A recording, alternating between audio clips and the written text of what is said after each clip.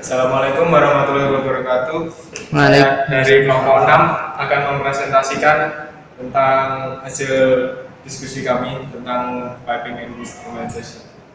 Nama saya Michael Sanjati dan NIM-nya next. Pertama, di sini ada pressure indicator. Pressure indicator itu gunanya hanya untuk memberitahukan tentang seberapa besar tekanan yang ada di proses tersebut. Yang kedua ada switch down relay. Switch down relay di sini gunanya untuk mematikan atau menghidupkan sistem tersebut.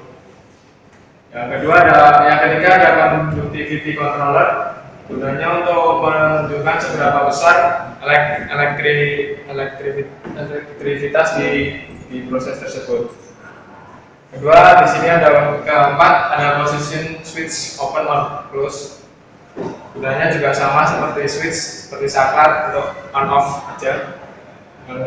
Selanjutnya ada temperature indicator untuk menunjukkan suhu yang ada di proses tersebut.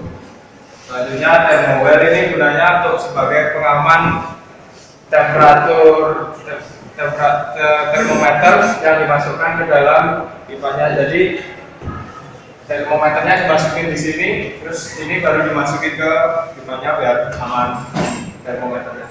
Next. Selanjutnya ada seal open or close, itu gunanya untuk mengamankan agar alirannya sesuai. Terus pressure compute or relay gunanya untuk mengirimkan sinyal ke control room tentang seberapa besar pressure-nya. Level transmitter ini untuk sensor seberapa tinggi volume atau ketinggian di dalam tangki. Level gauge gunanya untuk menunjukkan seberapa tinggi layannya juga. Level controller mengontrol ketinggian volumenya. Yang terakhir ada pressure transmitter gunanya untuk menunjukkan tekanan. Sekian dari saya, akan dilanjutkan dengan presentasi dari teman saya. Oke, selanjutnya saya akan presentasikan tentang control system. Nama saya Gili Bidari Kurnia, teknik NIM 4342. Oke, level switch check adalah suatu sistem yang akan menonaktifkan sistem ketika level pada suatu alat tersebut sudah sangat tinggi. Terus pressure shutdown high, yang akan mematikan suatu sistem ketika tekanannya sudah terlalu tinggi. Selanjutnya pressure shutdown low, yang akan mematikan sistem ketika tekanannya sudah rendah. Pressure alarm high adalah sistem yang akan menghidupkan alarm ketika tekanannya sudah tinggi. Dan pressure alarm low adalah sistem yang akan menghidupkan alarm ketika tekanannya sudah terlalu rendah. Ini adalah salah satu contoh pressure alarm. Next. Selanjutnya adalah temperature switch high, yaitu yang digunakan ketika temperaturnya sudah sangat tinggi dan akan mematikan suatu sistem. Selanjutnya temperature alarm high, yang akan membunyikan alarm ketika suhunya sudah tinggi. Ini adalah contoh dari temperature alarm high. Terus ada temperature switch high, yang akan mematikan sistem ketika suhunya sudah tinggi. Ini contohnya. Selanjutnya level shutdown low, yang digunakan ketika level dari suatu sistem itu sudah rendah dan digunakan untuk mematikannya. Inilah contohnya. Dan yang terakhir adalah level alarm high, yang akan berbunyi ketika level suatu sistem itu sudah tinggi. Dan ini contoh. Oke, sekian presentasi dari saya. Selanjutnya saya ucapkan terima kasih. Ya oke, kali ini saya akan menjelaskan mengenai aktuator yang terdapat dalam diagram PNID tersebut. Saya Damas Suswiko Wijono, induk 41936. Next. Yang pertama ada level valve. Level valve ini berguna untuk mengontrol tekanan, aliran, dan volume liquid dengan terbuka penuh atau terbuka sebagian sesuai dengan sinyal yang diterima dari komputer. Nah, ini adalah bentuk asli dari level valve. Terus ini simbol yang digunakan dalam PNID untuk level valve tersebut. Nah, kemudian yang selanjutnya ada shaded valve. Shaded valve atau emergency shaded valve ini adalah katup yang dirancang untuk menghentikan aliran fluida ketika dideteksi sistem tersebut dalam keadaan berbahaya. Penggunaan shaded valve merupakan perlindungan terhadap kemungkinan yang berbahaya, baik itu bagi pekerja, peralatan maupun lingkungan. Next. Nah, ini adalah simbol dari shaded valve dalam PNID, dan ini bentuk aslinya. Next. Yang selanjutnya ada pressure valve. Pressure valve ini adalah katup yang bekerja berdasarkan pengaruh dari tekanan. Valve jenis ini akan membuka atau menutup sesuai dengan tekanan yang terdapat dalam pipa. Ini gambar sama bentuk aslinya seperti ini. Selanjutnya adalah pressure safety valve. Pressure safety valve adalah katup yang berfungsi untuk melepas tekanan berlebih pada sistem untuk mencegah rusaknya sistem dan peralatan karena tekanan yang terlalu berlebih. Nah, dalam pressure safety valve ini terdapat 3 bagian utama, yaitu inlet, outlet, dan spring set. Fluida bertekanan berada pada inlet pressure safety valve. QSV posisi menutup selama tekanan fluida lebih kecil dibandingkan tekanan spring pada spring set. Tekanan fluida yang lebih tinggi dibandingkan tekanan spring set akan mengakibatkan spring set bergerak naik dan membuka katup yang akan membuang tekanan melalui outlet sampai tekanan fluida maksimal sama dengan tekanan pada spring set. Nah, ini adalah bentuk dari pressure safety valve. Next. Selanjutnya aktuatornya yaitu butterfly valve. Butterfly valve menggunakan plat bundar atau disk yang dioperasikan dengan angkel untuk membuka penuh atau menutup penuh dengan sudut 90 derajat. Disk tetap berada di tengah aliran dan dihubungkan ke angkel melalui shaft. Saat valve dalam tertutup, disk dalam butterfly valve ini tegak lurus dengan aliran fluida sehingga dia akan menutup aliran fluida tersebut. Sementara ketika dia dalam posisi terbuka, disk dalam butterfly valve ini berada tegak lurus dengan aliran fluida. Next. Ini adalah gambar dari butterfly valve. Terlihat ada disk di dalamnya, dan kemudian ini simbol dalam PNID. Next. Yang berikutnya adalah check valve. Check valve adalah alat yang digunakan untuk membuat aliran fluida pada pipa hanya mengalir ke satu arah saja, sehingga tidak terjadi reverse flow atau backflow. Next.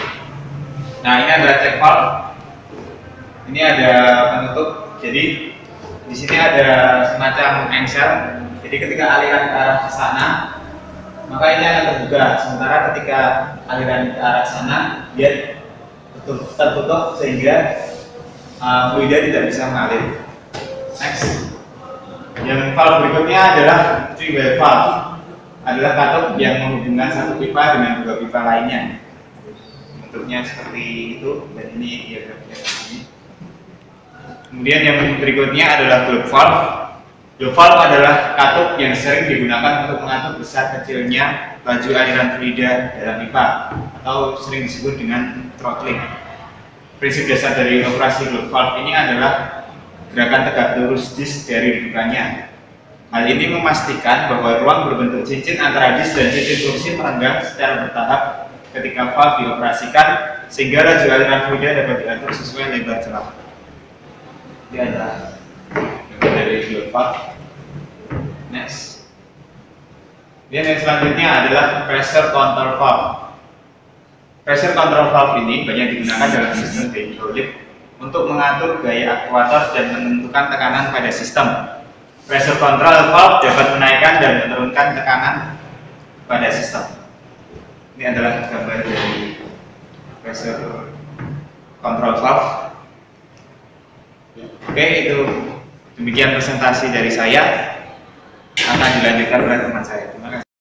Nama saya Haidil Siti Kusuma. Saya akan menjelaskan tentang safety process atau safety instrumented system. Definisi dari safety instrumented system yaitu sistem yang terdiri dari logika pemecah, sensor, dan aktuator yang digunakan atau bertujuan untuk mengembalikan proses ke keadaan aman karena proses tersebut telah melampaui batas amannya. Kemudian tujuan dari safety instrumented system yaitu melindungi jika ada kejadian tak terduga atau kecelakaan yang fatal seperti polusi atau yang lainnya. Jadi tujuannya itu mengurangi risiko terjadinya kecelakaan yang akan membuat polusi pada lingkungan hidup ataupun dapat menjadikan kecelakaan fatal pada manusia. Selanjutnya itu komponen-komponen yang terdapat dalam safety instrumented system yaitu sensor, sinyal input, interfacing dan pengolahan, logika pemecah, output pemrosesan, aktuator, dan switch. Di sini ada pressure safety valve, yaitu valve yang berguna untuk melindungi atau mengamankan proses dari tekanan yang ada di dalam proses tersebut, yaitu ketika proses sangat rendah atau sangat tinggi, atau tekanannya sangat rendah atau sangat tinggi. Kemudian ada shutdown valve. Shutdown valve yaitu valve yang berguna untuk menutup proses ketika terjadi kerusakan di dalam proses tersebut. Shutdown valve ini berhubungan dengan shutdown relay. Selanjutnya itu insulated line. Insulated line ini dia akan mengisolasi proses ketika misalnya terjadi kebakaran atau terjadi terjadi kebakaran dan kecelakaan atau kerusakan yang terjadi dalam proses. Baik, selanjutnya akan dilanjutkan oleh teman saya. Terima kasih. Oke, saya akan menjelaskan mengenai equipment in gas lift booster compressor. File sendiri ada di atas mana dengan NIM 493 dari Universitas Gadjah Mada. Oke, yang pertama gas lift compressor. Intinya adalah kompresor. Kompresor secara sederhana bisa dijadikan sebagai pompa. Pompa dan berfungsi pompa untuk memperbesar tekanan dari suatu lidah yang ada dalam suatu wadah. Dan ini gambar yang ada pada industri minyak pada khususnya. Oke, next. Nah, dan ini ialah anti-circuit compressor system. Maksudnya ialah ini merupakan jadi di dalam sebuah kompresor, sistem kompresor itu terdapat pengamanan. Nah, pengamanan ini berupa anti-circuit valve. Bisa dilihat di sini. Mengapa anti-circuit valve sini diletakkan di sesudah kompresor dan sebelum suction scrubber? Karena tekanan itu bergerak dari tekanan yang lebih tinggi ke tekanan yang lebih rendah. Jadi otomatis apabila tekanannya lebih rendah, suhunya pun akan menurun.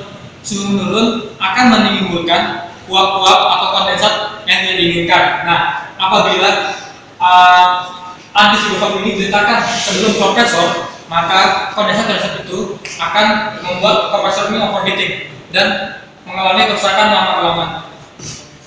Oke, komponen kedua ialah suction scrubber. Versi ini digunakan untuk memproteksi kompresor dari cairan dan kondensat, sehingga gas yang masuk ke kompresor sudah bersih dan murni. Dan biasanya ini digunakan ya seperti kegunaannya digunakan di sebelum kompresor. Next. Yang ketiga ialah suction bottle. Suction bottle ini fungsinya yang utama itu ialah untuk menampung apa? Menampung hasil pemisahan dari suction scrubber. Vessel yang menerima hasil pemisahan partikel-partikel dari suction scrubber. Dan ini gambarnya, ini gambar di industri ternyata dan ini gambar animasinya. Next. Yang keempat, discharge bottle. Vessel yang menampung gas di orang. Dalam proses ini menampung gas yang telah dikompresi. Jadi pertama kan ada suction scrubber, yang kedua ialah suction bottle, dan ketiga discharge bottle. Bedanya suction bottle dengan discharge bottle ialah discharge bottle ini menampung gas keluaran yang telah dirahasiakan atau telah dikompresi pada proses sebelumnya, sedangkan suction bottle sendiri dia hanya menampung zat-zat atau fluida yang telah dipisahkan dari partikel lainnya. Next. Nah, yang kelima ada precooler. Precooler di sini fungsinya untuk pendingin, ya mirip kayak pendingin-pendingin yang ada di rumah. Fungsinya apa ya? Untuk mendinginkan gas atau mengurangi overheating dari proses. Jadi dalam satu gas ini kan pada sistem gas booster station ini untuk meningkatkan tekanan. Nah, tekanan meningkat atau suhu meningkat. Nah, untuk menjaga keselamatan pekerja, ada precooler untuk mendinginkan fluid yang mengalir agar tidak overheating. Next. Kedua ada keluarganya, intercooler dan aftercooler. Hampir mirip. Bedanya apa? Intercooler ini diletakkan sebelum supercharge, sedangkan aftercooler itu diletakkan setelah supercharge. Nah, supercharge ini apa? Kalau dalam dunia permesinan, supercharge ini dikenal dengan blower. Adalah sebuah kompresor gas digunakan untuk memompa udara ke silinder mesin pembakaran dalam. Ini gambarnya sebelah kiri ialah intercooler, sebelah kanan ialah aftercooler. Fungsi sama untuk mendinginkan. Selanjutnya ialah ada instrument air feeder. Ini digunakan untuk menyediakan udara atau gas yang dapat digunakan untuk konsumen. Jadi entah ada kayak begitu, entah bisa disambungkan. Ini bisa digunakan untuk mesin pneumatik, bisa untuk AC, bisa untuk kemari es. Artinya intinya untuk digunakan untuk konsumen. Next. Nah, yang terakhir ialah ini spesifikasi dari equipment masing-masing. Dan yang pertama kita review lagi, ada suction scrubber dengan desain 250 PSIG. Itu PSIG ini merupakan satuan dari tekanannya. Nah, ada suction scrubber, ada suction bottle, kemudian ada discharge bottle. Nah, ada seperti baca di sini. Nah, kita harus ambil kesimpulan bahwa dari tiap-tiap proses berlanjut, tekanan yang dihasilkan itu meningkat sampai akhirnya pada ke final discharge scrubber yang memiliki tekanan 800 PSIG. Nah, jadi dapatkan equipment ini sendiri fungsinya untuk membantu dan memudahkan kompresian gas dan menjaga keselamatan dari sistem gas booster station. Oke, mungkin bisa disampaikan. Terima kasih waktunya. Assalamualaikum.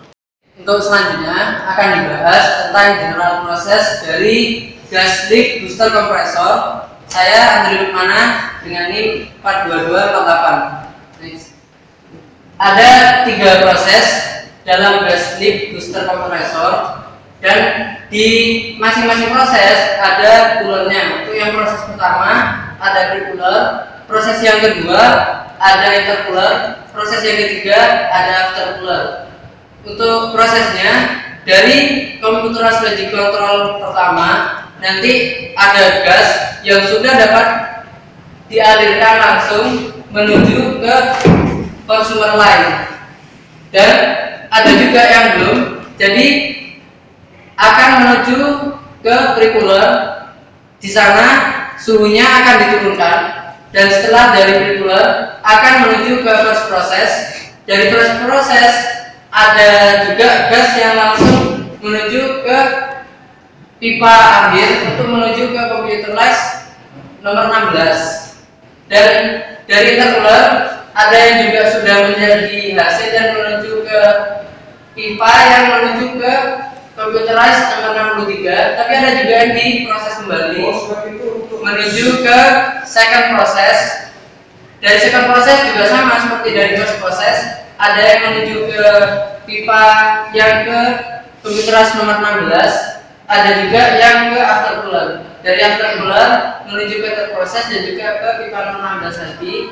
Dan dari aftercooler ada juga yang menuju ke pipa yang sama dari intercooler tadi menuju ke komputeras nomor 63. Next. Ini dari first process. Di first process ada tiga vessel, ada MBF 2620, ada MBL 2600, ada MBL 2680. Di MBF 2680, nama alat ini adalah first stage suction scrubber. Di sana terjadi proses separasi antara zat yang bentuknya gas sama yang bentuknya masih cairan. Yang bentuknya gas akan menuju ke MBL 2600. Namanya adalah first stage suction bottle. Di sana gas ditampung terlebih dahulu dan setelah itu menuju ke pipa ini dan ada 3 kompresor di sana.